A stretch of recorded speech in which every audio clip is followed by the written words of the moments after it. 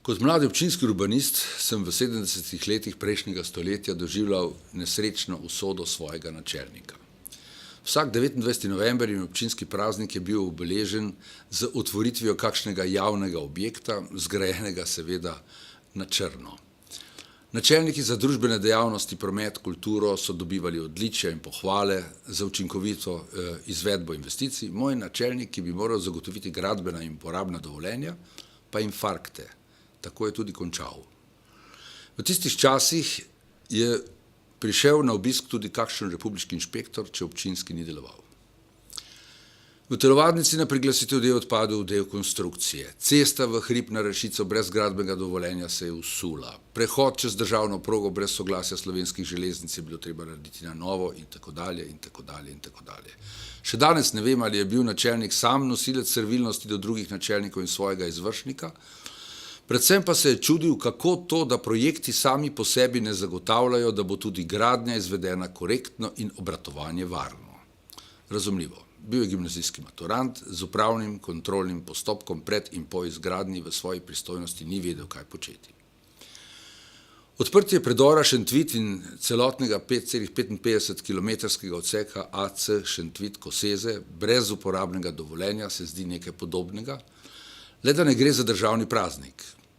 Tehnični pregled je bil upravljen 19. junija 2008, investitor Dars mora pred izdajo uporabnega dovoljenja oziroma odločbe o dovolitvi enoletnega poskusnega obratovanja odpraviti določene pomanjkljivosti, ki jih je komisija ugotovila na tehničnem pregledu. Odpadli protipožarni omet je preusmeril pozornost na stari del tunela odprte gradnje, tako se je temu reklo svoj čas. In so se dobro najedli in napili in slikali nasmejani.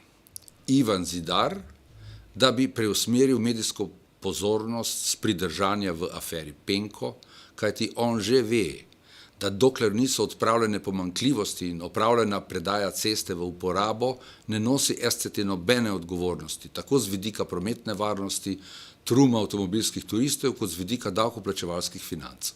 Župan Janković, kot da gre za občinsko investicijo, za občinski praznik, polnega priključka in razširitve Celovške pa od nikoder. Te dni se dogaja v državnem zboru zmanjšanje pooblastil arhitektski in inženirski zbornici na mesto, da bi se od njiju zahtevala vpeljava načel dobre prakse in striktno delovanje zborničnih tožilcev. Zatožim.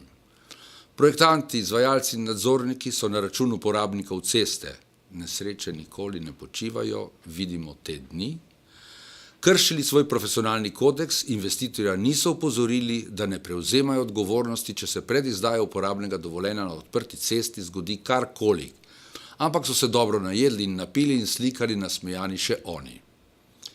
Enako zatožim tudi prometnemu in gradbenemu inšpektoratu. Ne bi znova rad videl, kot v primeru Lipe, da gradbeni inšpektor ni mogel zakleniti ketne pred vrati na črno zgrajenega lokala, ker je bil števec za pitno vodo s stanovanjsko hišo črnograditelja skupen.